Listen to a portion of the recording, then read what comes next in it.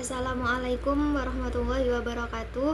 Perkenalkan, nama saya Ayu Dewi Rohmatin dengan akhiran NIM 033 dari Prodi Pendidikan Agama Islam angkatan 2023. Di sini saya akan membawakan materi tentang peran pendidikan Islam dalam transformasi masyarakat dan lingkungan sosial, yang mana di dalamnya yaitu mencakup tentang pendidikan Islam dan masyarakat, fungsi sosial bagi masyarakat, pendidikan dalam pembaharuan masyarakat, dan pengaruh pendidikan Islam dalam lingkungan sosial.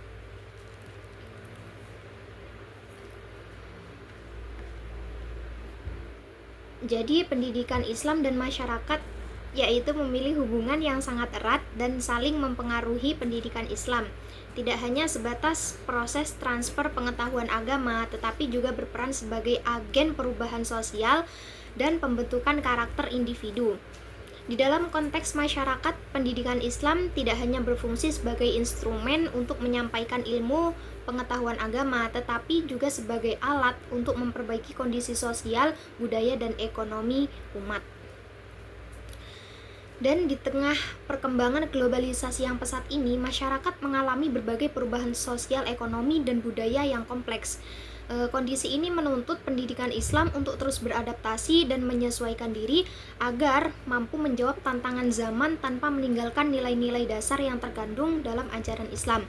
Pendidikan Islam memiliki tanggung jawab besar untuk mempersiapkan individu yang tidak hanya cerdas secara intelektual, tetapi juga memiliki kesadaran spiritual dan sosial yang kuat. Namun, tantangan dalam implementasi pendidikan Islam di masyarakat ini semakin kompleks dan banyak dijumpai permasalahan seperti rendahnya kualitas pendidikan di lembaga-lembaga, kesenjangan akses terhadap pendidikan, serta minimnya partisipasi masyarakat dalam mengembangkan pendidikan berbasis keislaman. Baik, langsung saja kita ke materi yang pertama, yaitu pendidikan Islam dan masyarakat. Jadi, pendidikan berasal dari kata didik yang diberi awalan pe dan akhiran an. Ini mengacu pada proses peningkatan sikap manusia melalui pendidikan dan latihan.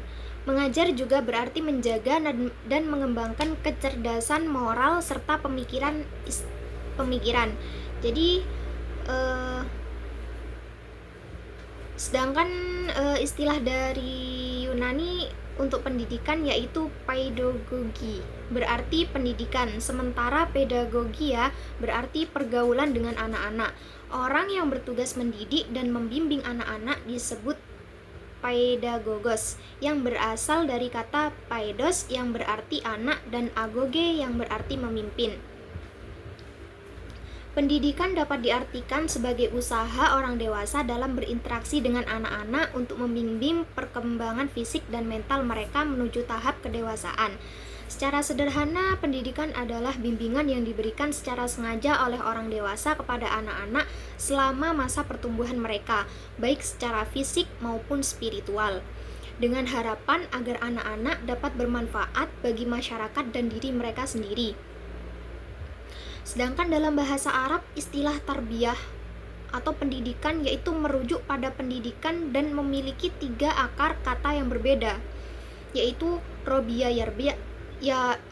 yarba yang berarti tumbuh besar, sementara robba yarbu berarti memperbaiki, mengatur, menuntun, dan memelihara.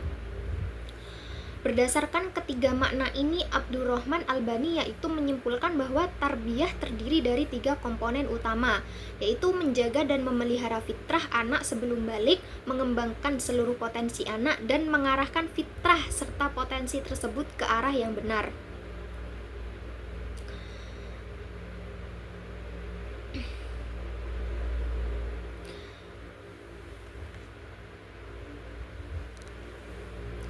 Jalaluddin menjelaskan beberapa fungsi agama dalam masyarakat, yaitu antara lain: 1. Peran pendidikan agama dalam pendidikan, yaitu pendidikan agama berfungsi sebagai panduan dalam menjalankan perintah dan larangan dengan tujuan agar para penganutnya tetap berada dalam kebenaran yang diyakininya. Yang kedua yaitu peran pendidikan agama dalam penyelamatan. Pendidikan agama memberikan rasa aman dalam jiwa manusia, di mana keyakinan akan keselamatan yang ditawarkan agama dapat membawa kebahagiaan baik di dunia maupun di akhirat. Yang ketiga yaitu peran pendidikan agama dalam perdamaian. Jadi setiap agama itu memiliki aturan yang jika diikuti oleh para penganutnya dapat menghasilkan dampak positif. Ini juga berfungsi sebagai pengingat untuk menjauhi hal-hal yang seharusnya tidak dilakukan. Yang keempat yaitu peran pendidikan agama dalam mengoptimalkan kelompok, yaitu pendidikan agama mencakup pembelajaran tentang masalah yang berkaitan dengan Tuhan, sosial, dan alam, yang mendorong individu untuk menghargai sesama setelah memahami ajaran agama. Yang kelima yaitu peran pendidikan agama dalam menumbuhkan solidaritas. Dengan melaksanakan fungsi ini dengan serius dan tulus, persaudaraan yang kuat dapat terjalin menjadi pilar bagi masyarakat sipil yang dinamis. Kemudian yang keenam yaitu peran pendidikan agama dalam kehidupan individu. Agama memiliki kemampuan untuk meningkatkan kehidupan pribadi seseorang atau kelompok. Karena agama itu berfungsi sebagai penggerak perubahan yang mendukung prinsip dan etika dalam kehidupan masyarakat, bangsa, dan negara. Yang ketujuh yaitu peran pendidikan agama dalam mempengaruhi kreativitas. Pendidikan agama mendorong individu untuk berinovasi dan berkontribusi secara produktif, yaitu dengan tidak hanya bagi diri mereka sendiri tetapi juga untuk orang lain. Yang terakhir yaitu peran pendidikan agama dalam perilaku, alias dari sifat perubahan emosi, yaitu ajaran agama menghargai semua upaya manusia termasuk yang spiritual dan canggih. Seringkali usaha manusia itu dilakukan sesuai dengan norma agama dan dengan niat yang tulus. Jadi pendidikan Islam adalah program pendidikan yang bertujuan untuk mendidik anak-anak dengan cara yang membuat mereka sangat menyadari prinsip-prinsip etika Islam dan nilai-nilai spiritual.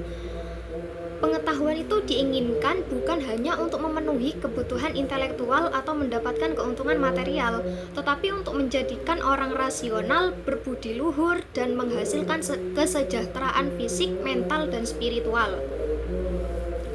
Orang yang mempelajari Islam akan menyadari bahwa manusia bukan hanya makhluk fisik yang diciptakan oleh Tuhan, tetapi juga makhluk spiritual yang memiliki kemampuan untuk mengendalikan dan mengelola dunia. Kehidupan manusia tidak terbatas pada dunia saja, tetapi juga berlanjut ke akhirat. Menurut Umar Muhammad At-Taumi Asy-Syaibani, pendidikan Islam itu adalah proses transformasi perilaku individu dalam kehidupan pribadi, sosial, dan lingkungannya. Proses ini dilakukan melalui pengajaran dan dianggap sebagai aktivitas dasar dan salah satu profesi utama dalam masyarakat. Sedangkan pendidikan Islam menurut Fadil Al-Jamali bertujuan untuk menumbuhkan dan mendorong individu agar berkembang berdasarkan nilai-nilai luhur dan kehidupan yang bermoral. Tujuannya adalah untuk membentuk orang-orang yang lebih baik dalam aspek pemikiran, perasaan, dan tindakan mereka. Berdasarkan seminar pendidikan Islam di Indonesia pada tahun 1960, pendidikan Islam itu diartikan sebagai bimbingan untuk pertumbuhan mental dan fisik yang berlandaskan ajaran Islam, dengan hikmah yang mengarahkan, mengajarkan, melatih, membimbing, dan mengawasi penerapan ajaran Islam. Kemudian yang pembahasan yang kedua yaitu fungsi sekolah bagi masyarakat. Sekolah merupakan elemen penting dalam pendidikan yang berperan dalam pembentukan karakter dan meningkatkan kualitas pendidikan anak. Dengan niat baik dan metode yang tepat, sekolah menanamkan tujuan bangsa kepada generasi mendatang. Dan juga sebaliknya, kepercayaan bangsa akan terancam dan perilaku generasi berikutnya dapat terpengaruh jika sekolah mengabaikan tanggung jawab dan jika sekolah mengabaikan tanggung jawabnya, baik itu sekolah swasta maupun negeri, bertujuan untuk memberikan pendidikan dan membimbing siswa dengan bimbingan guru atau pendidik. Menurut Purwanto, yaitu sekolah adalah lembaga sosial yang berperan dalam melayani masyarakat di bidang pendidikan. Sebagai tempat pendidikan utama setelah keluarga, sekolah membantu orang tua dalam mendidik anak-anak mereka. Di sekolah, anak-anak mendapatkan pendidikan yang mungkin tidak bisa diberikan oleh orang tua mereka di rumah. Sedangkan guru memiliki banyak tanggung jawab dan harus menjadi teladan yang baik bagi siswa. Oleh karena itu, seorang guru harus memiliki sifat-sifat yang konsisten, termasuk takwa kepada Allah, pengetahuan yang sesuai dengan pekerjaannya, kesehatan fisik dan mental yang baik, serta perilaku yang baik seperti mencintai profesinya, bersikap adil, sabar, ikhlas, pemaaf, dan mampu bekerja sama dengan orang lain.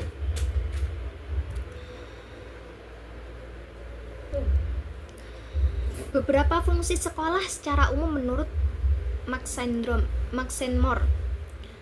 Yang pertama yaitu memberikan pengetahuan umum, yaitu membantu siswa memperoleh pengetahuan dan kemampuan akademik adalah tujuan pertama sekolah. Jadi siswa belajar di sekolah dalam berbagai mata pelajaran termasuk membaca, menghitung, agama, sains, sosial, teknologi, seni, dan olahraga, serta beberapa pelajaran akademik yang lainnya. Terkadang siswa itu hanya dapat mengambil pelajaran akademik di sekolah aja. Ini menunjukkan bagaimana pengetahuan tertentu diberikan dan dilatih untuk memberi anak kemampuan khusus. Sedangkan beradaptasi dengan lingkungan akan menjadi tantangan bagi semua orang. Oleh karena itu, sekolah mengajarkan banyak hal baru tentang pengetahuan umum. Salah satunya adalah menjalin hubungan yang baik dengan semua anggota staf kelas. Kemudian yang selanjutnya yaitu memberikan keterampilan.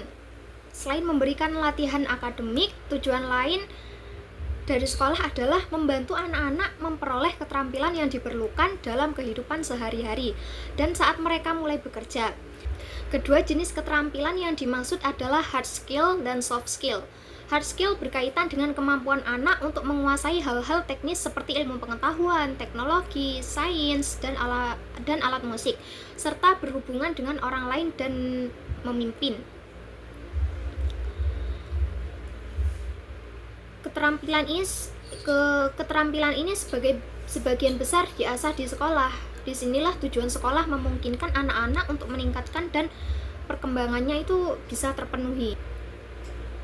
Yang selanjutnya yaitu membentuk pribadi sosial, memberikan anak-anak kesempatan untuk bekerja sama dan berinteraksi dengan orang lain adalah tugas sekolah. Jadi anak-anak bertemu dengan banyak orang dan berbagai peran di sekolah. Anak memahami posisinya dibandingkan dengan menjadi seorang anak di rumah dan berkomunikasi dengan orang tua. Jadi seorang siswa di sekolah itu bersosialisasi dengan teman dan pendidik. Di sekolah juga anak-anak pasti akan bersosialisasi dengan siswa yang lain, baik saat bermain atau belajar di kelas. Bahkan ada situasi di mana mereka harus bekerja sama untuk menyelesaikan tugas atau hal-hal lainnya. Setiap orang memiliki naluri untuk membutuhkan informasi satu sama lain, dan siswa itu menjadi individu yang dapat berinteraksi dan bergaul dengan sesama tanpa hambatan apapun. Kemudian materi yang ketiga yaitu pendidikan dalam pembaharuan masyarakat. Inovasi atau pembaharuan adalah segala sesuatu yang dibuat oleh manusia dan dianggap baru oleh masyarakat karena dapat digunakan. Dengan kata lain, inovasi sangat dibutuhkan dalam dunia pendidikan dan diterapkan pada berbagai tingkat pendidikan. Istilah inovasi berasal dari bahasa Latin innovatio, yang berarti perubahan dan pembaruan, serta dari kata kerja innovo, yang bermakna mengubah dan memperbarui. Oleh karena itu, inovasi dapat didefinisikan sebagai perubahan baru yang mengarah pada perbaikan. Jadi inovasi adalah pencapaian sukses baik secara sosial maupun ekonomi yang dihasilkan dari penerapan metode baru dalam mengubah input menjadi output, sehingga menghasilkan perubahan besar. Dan inovasi itu mencakup pengenalan hal-hal baru atau penemuan yang berbeda dari yang sudah ada sebelumnya, seperti gagasan, metode, atau sarana dan prasarana. Pengertian inovasi menurut beberapa ahli yaitu menyatakan bahwa inovasi terjadi ketika suatu konsep atau kelompok menganggap sesuatu sebagai baru atau berbeda yang dapat diterapkan dalam kehidupan sehari-hari. Itu menurut Everett. Sedangkan menurut Kuniyoshi Urabe berpendapat bahwa inovasi adalah proses yang panjang dan tidak dapat dicapai dalam waktu singkat. Jadi ini merupakan proses pengambilan keputusan yang dimulai dari penemuan ide hingga pelaksanaannya di pasar. Kemudian menurut Van de Ven dan Andrew H. menjelaskan bahwa inovasi merujuk pada ide-ide baru yang dikembangkan dan diterapkan oleh individu dalam jangka waktu tertentu melalui berbagai aktivitas transaksi dan dalam organisasi. Kemudian menurut Saud yaitu menambahkan bahwa inovasi adalah ide, barang, peristiwa atau teknik yang dianggap atau diamati sebagai sesuatu yang baru oleh individu atau kelompok masyarakat yang dapat berasal dari penemuan baru atau penemuan kembali. Jadi didasarkan pada penjelasan ini, inovasi dapat didefinisikan sebagai ide, gagasan, barang, strategi, atau metode yang luar biasa bagi seseorang atau kelompok dan digunakan untuk mencapai tujuan tertentu dan memecahkan masalah. Seiring perkembangannya zaman, berbagai tantangan itu terus muncul, seringkali di luar prediksi. Hal ini menyebabkan dunia pendidikan selalu berhadapan dengan beragam masalah baru. Masalah-masalah ini timbul karena faktor-faktor seperti 1. Kemampuan berpikir manusia yang terus berkembang. 2. Pendidikan yang harus berorientasi pada masa depan yang seringkali sulit diprediksi. Jadi dengan berkembangnya teknologi yang sangat pesat, ilmu pengetahuan telah mengalami banyak perkembangan. Perkembangan ini telah menghasilkan berbagai produk komunikasi yang memudahkan kehidupan manusia, seperti telepon genggam, komputer, laptop, dan lain-lain. Karena kemajuan dan kecanggihan teknologi saat ini, setiap aspek kehidupan itu berubah, terutama di bidang pendidikan, di mana pengembangan teknologi adalah tujuan utama. Akibatnya kita diharuskan untuk mengembangkan, menciptakan, dan memanfaatkan teknologi ini dalam sebuah bidang ilmu yang kita tempuh di dunia pendidikan. Kemudian materi yang terakhir yaitu adalah pengaruh pendidikan Islam dalam lingkungan sosial. Jadi secara sosiokultural, lingkungan terdiri dari berbagai rangsangan, interaksi, dan kondisi eksternal yang terkait dengan tindakan atau hasil kerja orang lain. Lingkungan pendidikan berfungsi sebagai sarana untuk mendukung proses pembelajaran atau bahkan menjadi tempat kegiatan pendidikan berlangsung. Menurut Zakia Darajat, yaitu lingkungan pendidikan Islam mencakup semua hal yang mendukung pendidikan Islam, seperti halnya fisik, sosial, budaya, serta aspek keamanan dan kenyamanan. Dalam pengertian yang lebih luas, lingkungan mencakup segala sesuatu yang ada dalam kehidupan yang terus berkembang, termasuk manusia, benda buatan manusia, alam, iklim, tempat tinggal, adat istiadat, pengetahuan, pendidikan, dan peristiwa atau hal-hal yang berkaitan dengan individu. Jadi tujuan pendidikan agama Islam adalah untuk membentuk orang yang memiliki akhlak yang baik dan nilai-nilai spiritual sambil secara aktif menerapkan ajaran Islam dalam kehidupan sosial mereka. Namun karakter sering dikaitkan dengan moralitas, etika, atau karakteristik yang membedakan seseorang dari orang lain. Secara mendasar, karakter itu menunjukkan jati diri seseorang dan menunjukkan perilaku positif. Orang yang tidak memiliki karakter telah melanggar prinsip moral. Orang-orang yang menunjukkan kebaikan budi pekerti adalah mereka yang memiliki integritas dan berperilaku baik dalam kehidupan pribadi mereka dan saat berinteraksi dengan orang lain.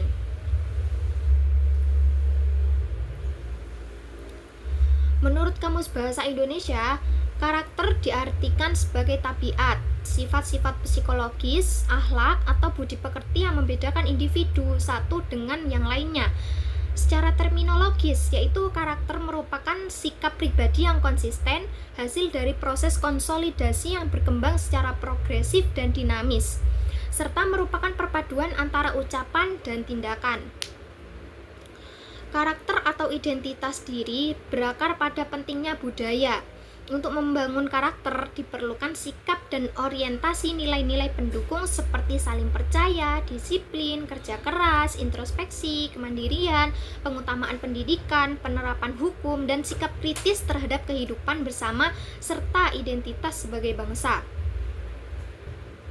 Lingkungan itu dianggap memiliki pengaruh yang sangat kecil terhadap pendidikan dan perkembangan anak, di mana hasil pendidikan lebih banyak dipengaruhi oleh bawaan individu. Menurut Schopenhauer, filsuf Jerman, setiap bayi lahir dengan pembawaan tertentu baik positif maupun negatif. Oleh karena itu, hasil akhir pendidikan ditentukan oleh sifat bawaan yang dimiliki sejak lahir. Dalam pandangan ini, keberhasilan pendidikan sangat tergantung pada anak itu sendiri. Pembawaan yang buruk akan menghasilkan perilaku buruk, sedangkan pembawaan yang baik akan menghasilkan perilaku yang baik juga. Pendidikan yang tidak sesuai dengan bakat dan bawaan peserta didik itu tidak akan memberikan manfaat bagi perkembangan mereka. Meskipun pandangan ini mengaku pentingnya proses belajar, pengalaman belajar, dan penerimaan individu dipengaruhi oleh kemampuannya untuk memberi makna pada pengalaman yang dialami. Dengan kata lain, pengalaman belajar bergantung pada internal frame of reference yang dimiliki individu. Pendekatan ini menekankan pandangan holistik dan pemahaman perilaku dari perspektif individu itu sendiri. Di antara berbagai lingkungan yang mempengaruhi pembentukan karakter peserta didik, terdapat dua lingkungan yang sangat berpengaruh terhadap peserta didik, antara lain yaitu lingkungan keluarga dan lingkungan sekolah. Namun di sini saya menyebutkan lebih dari dua agar menambah wawasan kalian. Yang pertama yaitu lingkungan keluarga. Pendidikan yang berlangsung dalam keluarga terjadi sepanjang hidup dan kedua orang tua memiliki peran sangat penting sebagai pendidik dan pembimbing utama bagi anak-anak mereka. Mereka juga bertanggung jawab atas pendidikan anak-anak mereka. Tugas utama keluarga itu adalah menanamkan nilai-nilai moral yang akan membentuk dan mempengaruhi perkembangan anak di masa depan, sehingga anak dapat tumbuh dan berkembang secara optimal di lingkungannya. Jadi keluarga itu memiliki pengaruh besar dalam membentuk karakter baik atau buruk anak-anaknya. Sikap, pandangan, dan segala aspek perilaku orang tua akan menjadi contoh bagi anak-anak dalam kehidupan sehari-hari. Yang kedua yaitu lingkungan sekolah. Pentingnya pendidikan karakter di lingkungan sekolah tidak dapat disangkal, mengingat anak-anak menghabiskan sebagian besar waktu mereka di sekolah, baik di dalam maupun di luar kelas, sering berinteraksi dengan teman-temannya. Sebagai subjek dan objek dalam lingkungan pendidikan, peserta didik memerlukan bimbingan dari orang dewasa untuk mengarahkan potensi dan fitrah mereka menuju kedewasaan. Dengan pembinaan karakter yang berkelanjutan, diharapkan peserta didik akan memiliki akhlak dan budi pekerti yang mulia. Peserta didik yang memiliki karakter baik akan memiliki pemahaman yang kuat tentang pentingnya menerapkan standar dan nilai-nilai positif yang dapat mempengaruhi kesuksesan mereka dalam proses pendidikan. Yang ketiga yaitu di jalanan, yaitu jalanan itu dipenuhi oleh banyak orang dengan berbagai pemikiran, latar belakang sosial, dan pendidikan. Dengan beragam latar belakang ini, mereka dapat mengganggu pendidikan anak karena tidak memiliki kemampuan untuk membedakan yang benar dari yang salah. Seperti contohnya saat bermain, anak-anak sering meniru perilaku teman-teman atau orang-orang yang mereka temui. Hal ini terkadang dapat mengubah pemikiran yang sehat menjadi negatif. Jika mereka juga terpapar kebiasaan buruk seperti merokok, minum alkohol, atau memakai narkoba, maka penyebaran pengaruh buruk di kalangan anak-anak dan remaja itu bisa terjadi dengan lebih cepat. Sedangkan yang keempat yaitu tetangga dan pembantu. Pengasuh atau pembantu itu memiliki peran yang sangat signifikan dalam membesarkan anak karena mereka menghabiskan waktu yang cukup lama bersama anak, terutama pada masa balita, ketika anak sangat rentan terhadap berbagai pengaruh. Fase ini merupakan tahap awal pembentukan pola pikir, keyakinan, dan emosi. Mengingat bahwa anak-anak kadang-kadang harus bermain di rumah tetangga, tetangga juga dapat membawa pengaruh. Setiap orang tua itu perlu mengawasi anak-anak mereka agar tidak terpengaruh oleh lingkungan yang bisa merusak moral. Orang tua harus membekali anak-anak dengan akhlak yang baik dan keyakinan yang benar. Mereka juga perlu diajarkan tentang sejarah Nabi Shallallahu Alaihi Wasallam serta kehidupan para ulama. Dalam institusi pendidikan Islam itu digunakan untuk membangun karakter siswa sehingga mereka memiliki kemampuan untuk hidup berdampingan dengan orang lain dalam masyarakat. Untuk memastikan keberhasilan dalam proses pendidikan, lembaga pendidikan, kepala sekolah, dan pendidik harus melakukan tindakan yang tepat. Guru yang mengajarkan pendidikan Islam harus memiliki kemampuan untuk membangun karakter siswa yang bermoral dan menerapkan nilai-nilai ajaran Islam dalam kehidupan sehari-hari mereka. Nah, apabila seorang siswa memiliki moral dan etika yang buruk, itu bukan kesalahan guru, itu mencerminkan karakter siswa itu sendiri. Oleh karena itu, pendidik bertanggung jawab untuk membantu dan membimbing siswa menjadi orang yang baik dan disiplin. Baik, itu saja yang dapat saya sampaikan, kurang lebihnya mohon maaf. Wabillahi taufiq wal hidayah, waridha wal inayah. Wassalamualaikum warahmatullahi wabarakatuh.